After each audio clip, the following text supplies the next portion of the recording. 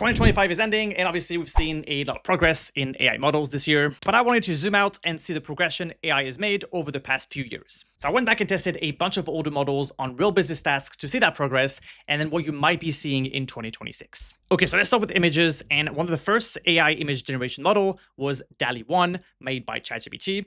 Now, apparently it wasn't released to the public, so I skipped directly to DALL-E 2, which nowadays cannot be accessed directly via ChatGPT, but it can still be accessed via API. So if we jump into something like n8n, we can still access the DALL-E 2 model and just enter the prompt here. So that's what we're going to do today. And we're going to compare that to the new Nano Banana Pro that was released last month and see the difference. Okay, and I promised some business use cases, and we're going to get to that. I'm just going to start with a simple prompt and see how it does. So a cute cat eating a dinosaur. Let's just see how it does. Okay, here we go. Let's view the image, and this is what we get.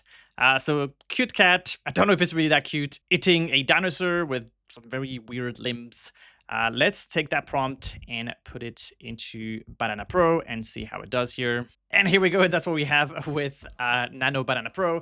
Now, I wouldn't say it followed the prompt better. I mean, it doesn't look like the cat is really eating the dinosaur. The dinosaur looks like a plush toy, so not much better on that end. But obviously much more realistic and something that can be tweaked. So definitely some progress from this here to this, but obviously not ideal. Obviously, the prompt was a bit too simple, so we're going to try something a bit more specific when we get to the actual business use cases. Let's get into that. Okay, so let's try to have it generate a lead magnet, a graphic, a cover.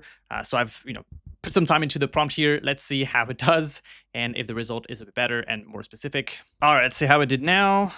And that's really bad. So yeah, obviously old models have a reputation to be really bad when it comes to actual writing. So any letters, any actual text in there is going to be awful. Obviously, that's not the only thing wrong with this graphic right now, but the writing is not making any sense. So that's pretty horrendous. Let's see how Banana Pro does. All right, so definitely not too bad. Not exactly what I had in mind, but it's very close to sort of what the prompt was. The reading and the letters and the words actually make sense, and there is no spelling error. So that's definitely a big plus, and I would say that's a very recent improvement for those models. So obviously lots of progress here in about 3 years since DALL-E 2 was released up until now. Now, obviously, if you wanted to actually use those models for marketing and your graphics, I would definitely add some examples of what you want and add some inspiration, because from scratch off the bat, it's definitely not going to give you probably what you want. So having examples, having inspirations, and something specific to show it to do is going to be a better way to get what you want for your marketing and business. Okay, so now let's move on to videos. And I found this paper published by Google in 2022, and it had some of the first ever AI video generation, and this was the result. We can see the prompt here, so it's going to be easy to just take that into the newest model.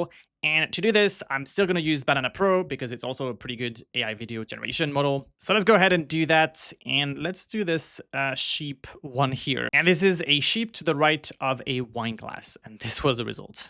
Here we go. All right, so here's the result. And it has sound, although it's a bit terrifying.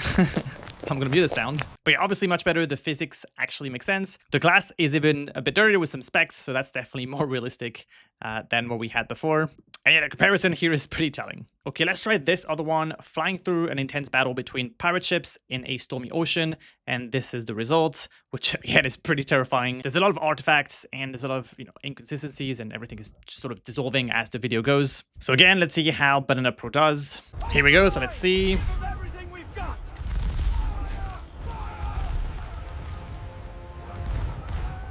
Okay, I would say it's pretty good. It looks more like a video game than something realistic. Obviously, the prompt didn't really specify what I wanted, but obviously much better than what we had here. And the physics make sense. There's nothing dissolving. There's actual characters as well. There is sound, obviously. So obviously quite a bit of progress. It still takes quite a bit of effort to use AI videos in your business without having it look too fake and AI generated. Some people use AI avatars. I'm personally not a big fan. There are other ways to use AI. If you sell, for example, a physical product, there's a lot of things that you can create with your product without having to set up a whole photo shoot and a whole production that would take and cost a lot of money. You can do that with AI. Again, I think it's still not quite there right now for businesses, and it's more of a toy. Maybe in 2026 we see real use cases for AI videos. I just don't think we're there yet. Okay, so let's move on to text. And obviously, GPT-1 and GPT-2 are no longer available inside of ChatGPT directly. But again, you can still use the API. You can still use other tools to access them. And that's what I'm doing right now on Hugging Face, where there is a client-facing interface where I can still use them. So let's try a few things. I don't expect much from GPT-1 and GPT-2. We will go back to GPT 3.5 in just a bit. But let's just try a few prompts to see what it creates here. And again, let's try something a bit more business oriented. Here is a prompt: write a smart LinkedIn post about why AI will take over marketing in 2026. Mention real data and use cases. Don't use anything too cliche. Okay, and this is GPT-1. Let's see how it does. I'm just going to leave all of the parameters here as they are. I think we're going to be just fine. And here is the result, which obviously doesn't make any sense. Obviously, there's no tool to access the internet or anything else really. It's just pre-training, and it's pretty bad. Yeah, so we have something that makes absolutely no sense. Let's go ahead and try with GPT-2 and see how it does. Okay, here we go, and it definitely didn't do what I asked. It just gave me some advice on how to write a social post. Okay, well, at least it's something that makes sense, that is readable in actual English, but still, it really didn't do what I was asking. So let's move away from these way too old models, and let's move on to GPT 3.5 Turbo, which is still accessible from the OpenAI Playground platform. So let's go ahead and try that. Okay, it's way faster, and it actually started to write a LinkedIn post. Let's have a quick look at it. Okay, so obviously the post is pretty boring. It uses some stats. I don't know. I'm pretty sure that this tool does not have access to internet. I mean, originally, obviously, 3.5 did not have access to the internet. I don't think that this Playground version does. So it's probably just pulling this out of its ass.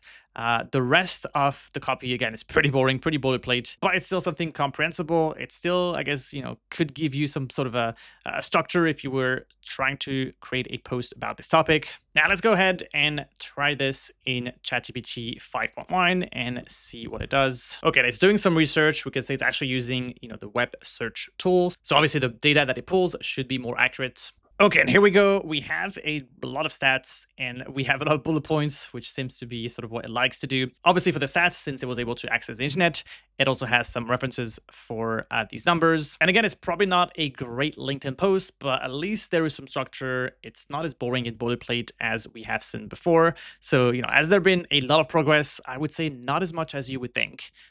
But obviously, we're in a better place. I think so far as real business use cases and marketing and creativity and creating content, I think we've seen a bit of plateauing of models. I don't think it's getting really increasingly better. I think right now it takes a lot of work to get something good out of those current models. And I think it's maybe where we're going to reach the limit of LLMs. And I don't know, to be honest, if we're going to see something much different in 2026.